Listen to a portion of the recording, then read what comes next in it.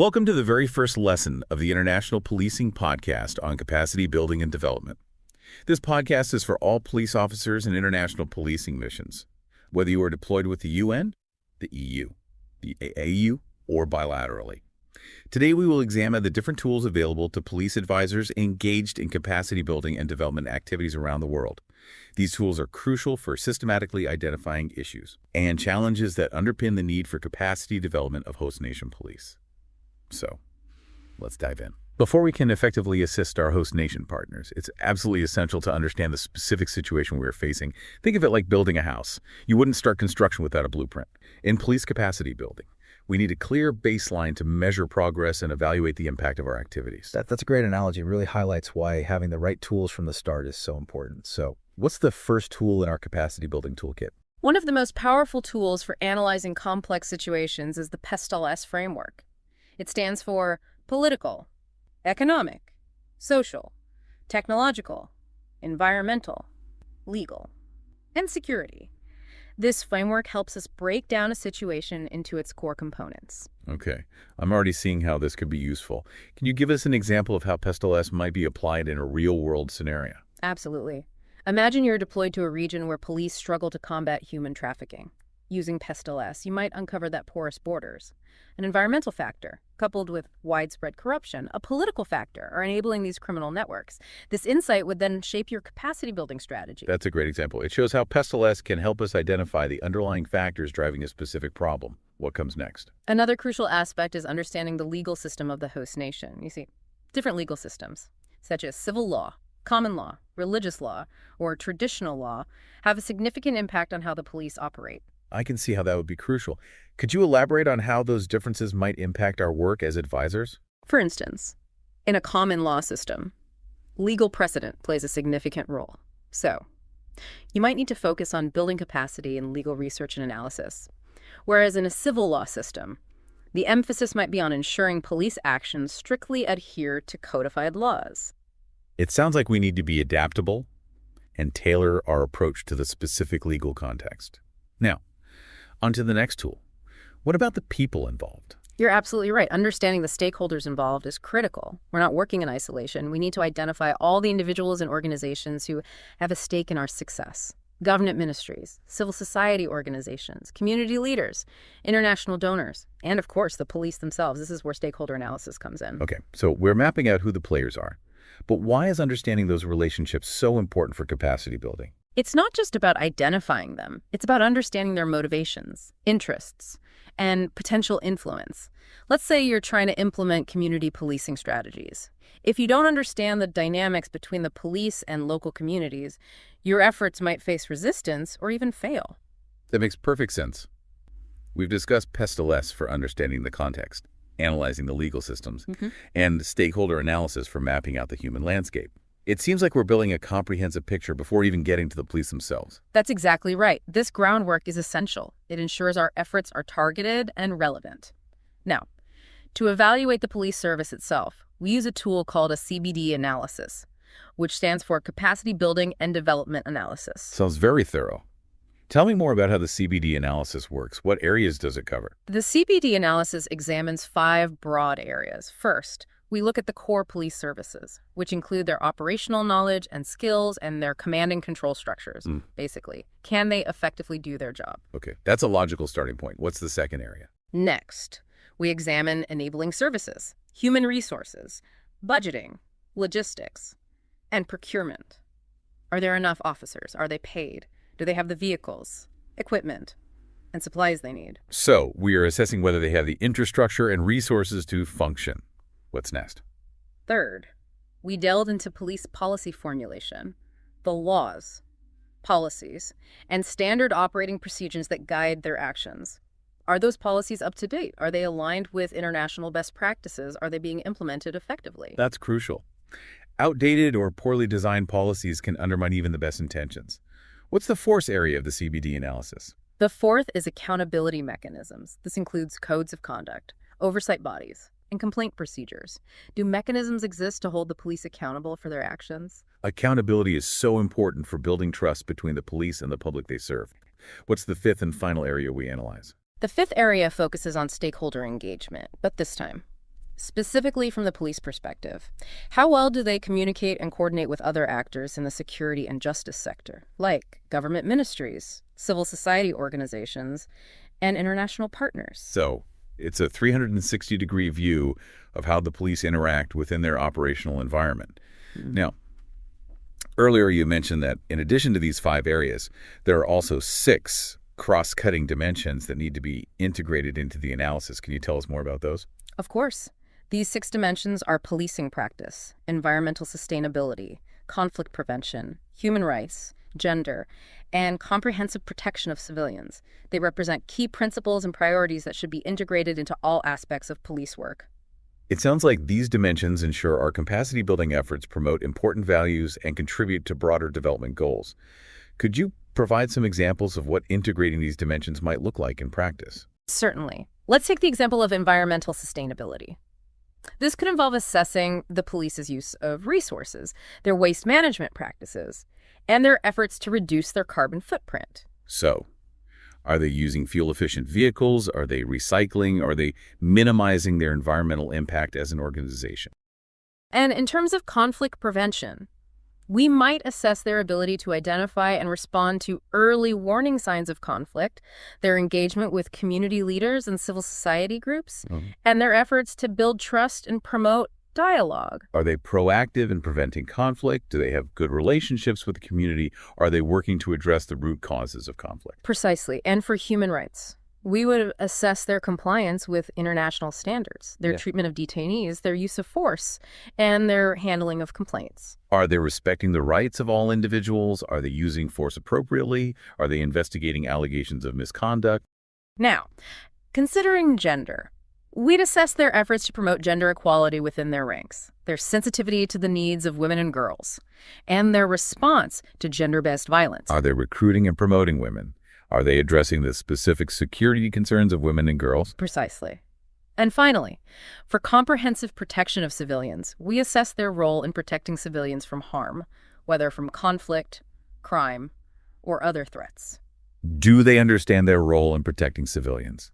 Do they cooperate with other actors, like humanitarian organizations? Do they work to prevent and respond to violence against civilians? Precisely. These 6 cross-cutting dimensions should be woven throughout our analysis, ensuring our capacity-building efforts are aligned with international standards and best practices. This has been an incredibly insightful overview of the tools available to us as police advisors. From understanding the context with PESTEL-S to analyzing the police service itself with the CBD analysis, including those crucial cross-cutting dimensions, it's clear that thorough analysis is the foundation for successful capacity building. You are absolutely right. Without this foundational analysis, we risk developing programs that are misaligned with the needs of our host nation partners. So we've laid the groundwork. What's the next step in this process? Now that we've established a solid understanding of the operating context and the police service itself, the next step is to identify specific areas where capacity-building activities can be most effective. This is where the SWOT analysis comes in. Yes, the SWOT analysis. I remember learning about this in my management training.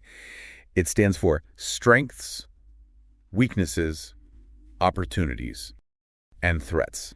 It's a powerful tool for assessing the internal and external factors that might affect the police service's ability to achieve its objectives. Okay, so we're going to apply this familiar tool specifically to the police service. Can you walk us through how this would work in practice? Certainly. Let's start with strength. This could be anything from a strong leadership team to a well-trained and motivated workforce, a positive public image, or even access to modern technology and equipment, essentially.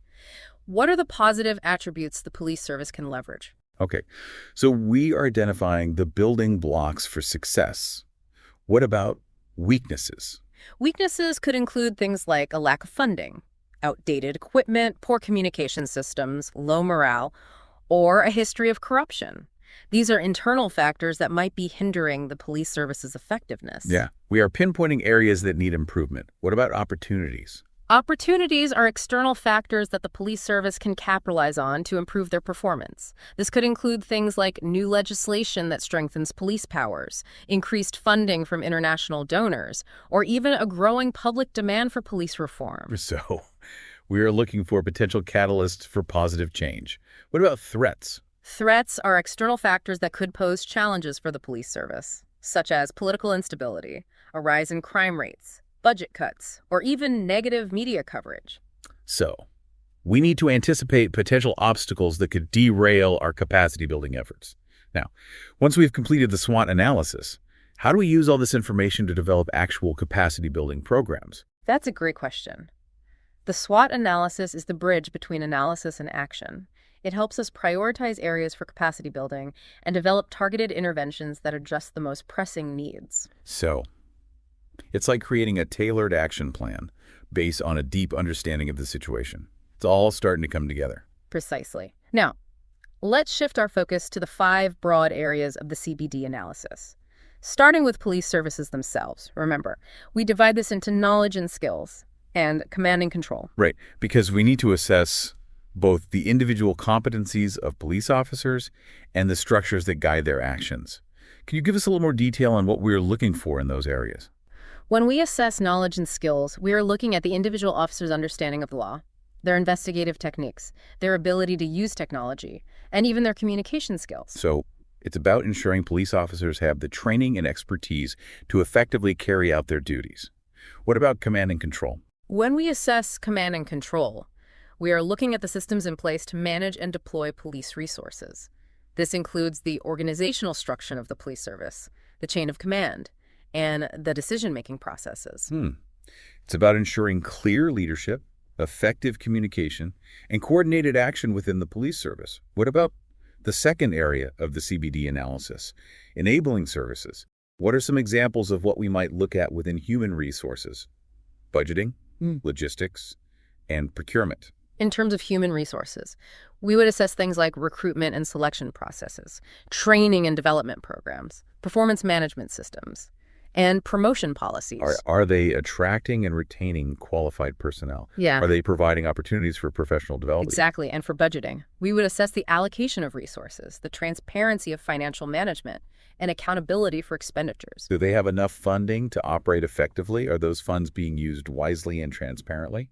In terms of logistics, we would look at the management of vehicles, equipment, and supplies, including maintenance schedules, inventory systems, and distribution networks. So, do they have the resources they need? And are those resources readily available? That's right.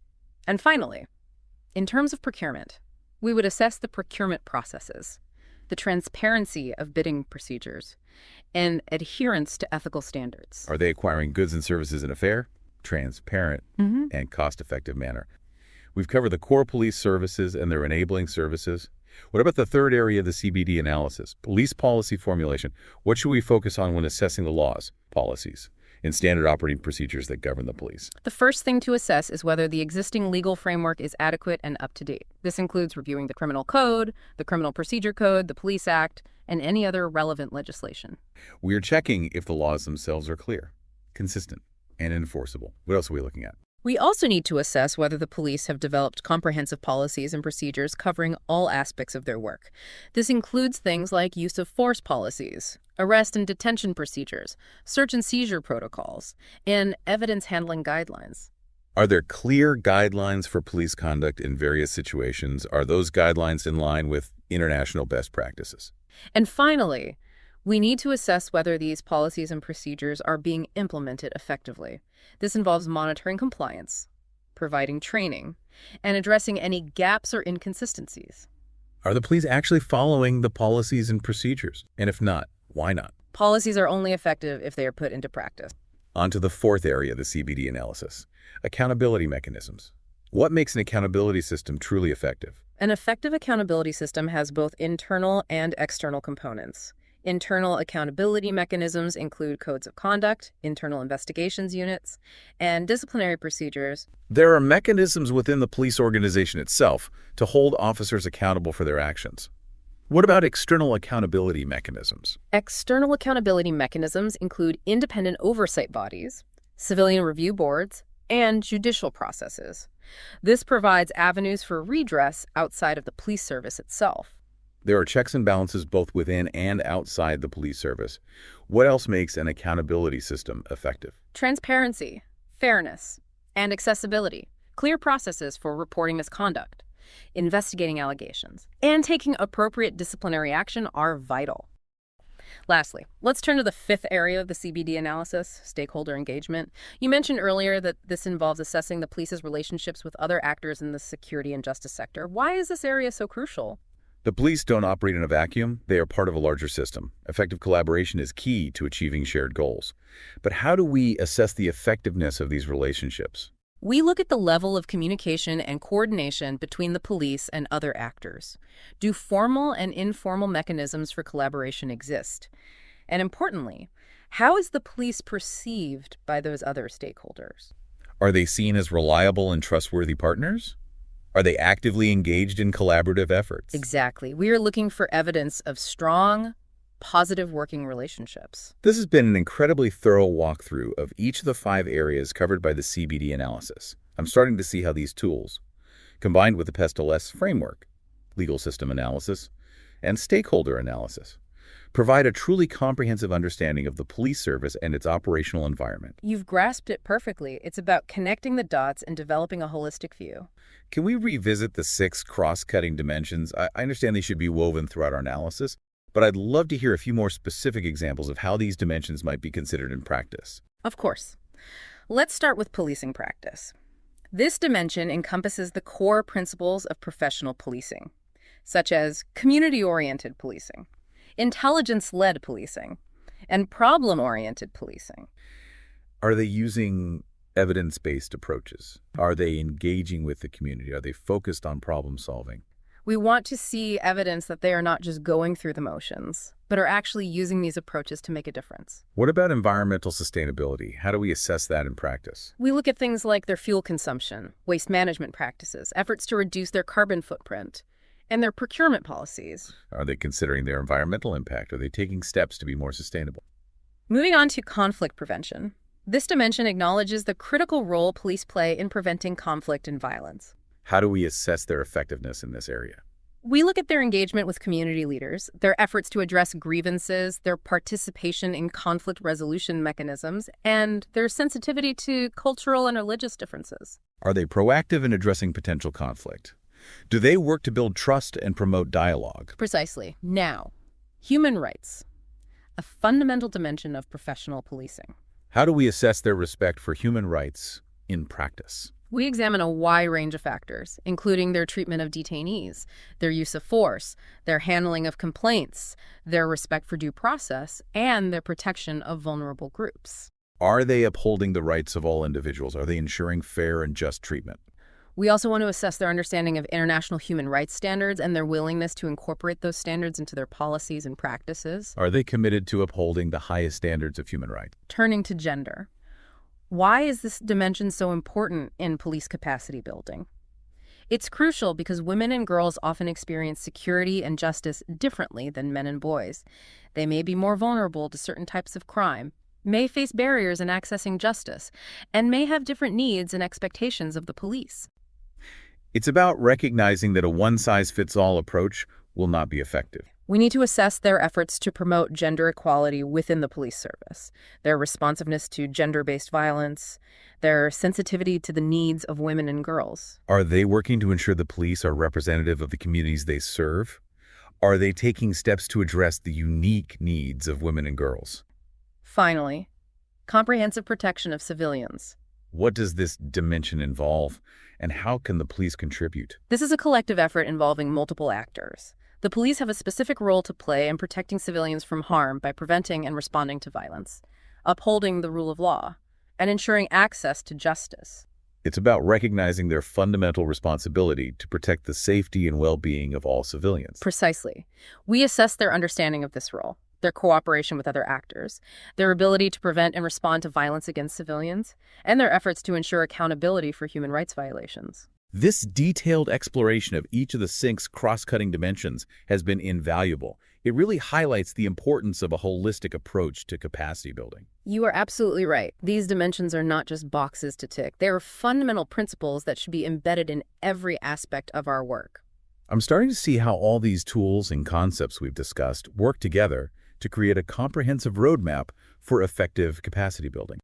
It's like assembling a puzzle. Each piece contributes to the bigger picture. It sounds like we've laid the groundwork for a solid capacity building strategy. What comes next? Now that we have a comprehensive understanding of the context, the police service itself, and have identified priority areas for improvement, we can start developing and implementing capacity building programs. Okay, it's time to translate all of this analysis into concrete actions. Where do we begin? The first step is to clearly define the specific areas where capacity building is needed.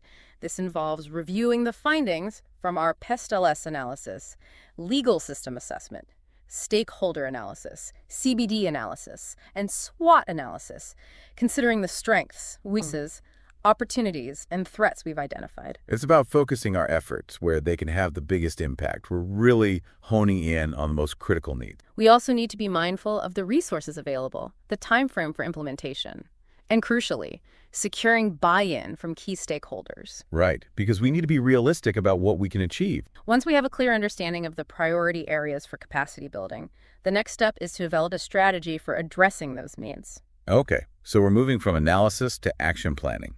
What are the key elements of an effective capacity building strategy? An effective strategy needs to be tailored to the specific context, clearly articulate the desired outcomes, and outline a realistic plan for achieving those outcomes. We need a roadmap that guides our efforts and keeps us focused on the ultimate goals. What else is important to consider? It's crucial to clearly define the roles and responsibilities of the different actors involved. We also need to establish mechanisms for monitoring and evaluation to ensure we're on track and to make adjustments as needed. And finally, we need a plan for sustainability, ensuring the benefits of our efforts continue even after the program has ended. It's about building something that will last, fostering local ownership and capacity. When it comes to developing specific capacity building programs, there's a range of approaches we can consider. I'm curious to learn more about the different options available. Can you give us some examples? Of course, some common approaches include training programs, mentoring and coaching, providing technical assistance, donating equipment, supporting infrastructure development, and facilitating institutional reform. It's about choosing the right tools for the job, adapting our approach to fit the specific needs and context. Exactly, and it's important to remember that capacity building is not a one-time event. It's an ongoing process that requires sustained effort and commitment. That makes sense. We can't expect to transform a police service overnight. It takes time, patience, and flexibility. Now, you mentioned monitoring and evaluation earlier. Can you elaborate on why this is so crucial for effective capacity building? It seems like monitoring and evaluation helps ensure that our efforts are truly effective and are achieving the desired outcomes.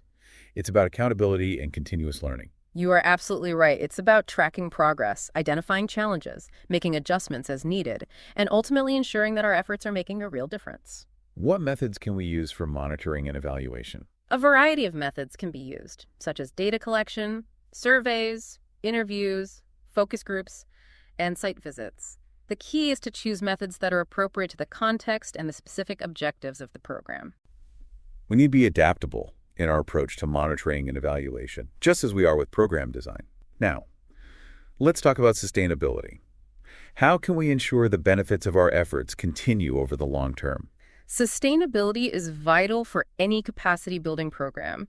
It's about ensuring that the changes we help facilitate are embedded within the organization and that they continue to have a positive impact even after our direct involvement ends. It's about creating something that will last, not just a temporary fix. Exactly.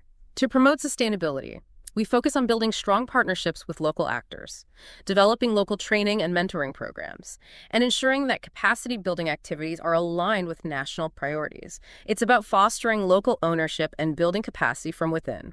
This has been an incredibly insightful discussion. I feel like we've covered the entire spectrum of capacity building, from initial analysis to program implementation and long-term sustainability. Can you summarize the key takeaways for our listeners? Those police officers engaged in international policing missions around the world. Certainly. Effective capacity building is a multifaceted process. It starts with a thorough understanding of the context, utilizing tools like PEST-LS analysis, legal system assessment, stakeholder analysis, CBD analysis, and the SWOT analysis. These tools help us accurately assess the situation and identify the police service's most pressing needs. It's about laying a solid foundation based on careful observation and analysis. Precisely. From there, we develop a targeted strategy, select appropriate capacity building methods, and implement programs designed to address the specific challenges identified. Remember, Capacity building is not a one-size-fits-all endeavor. It requires us to be adaptable, creative, and responsive to the unique circumstances we encounter. You've captured it perfectly. And finally, and perhaps most importantly, we must prioritize sustainability. We want to create lasting positive change by fostering local ownership and empowering our host nation partners. This has been an incredibly valuable first lesson for our listeners joining us on the International Policing Podcast on capacity building and development. We've explored the essential tools and concepts for effective police capacity building. And we look forward to delving deeper into specific aspects of capacity building in future episodes. Until then, we wish you all the best in your work supporting peace and security around the world.